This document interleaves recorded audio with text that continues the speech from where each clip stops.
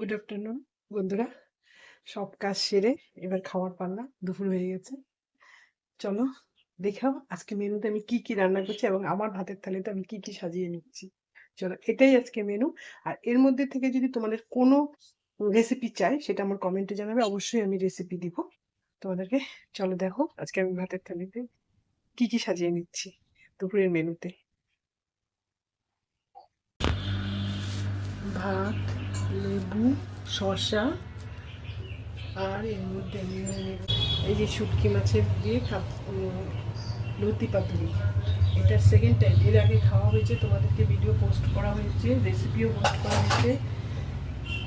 আমি নিচ্ছি অসময়ের বেগুন ভাজা। অসময় মানে এখন তো বেগুনের সিজনই না, তাই এটা অসময়ের বেগুন ভাজা। আমি নিচ্ছি এই সাইডে কাঁঠাল চিংড়ি। সব এই কাঁঠাল রেসিপি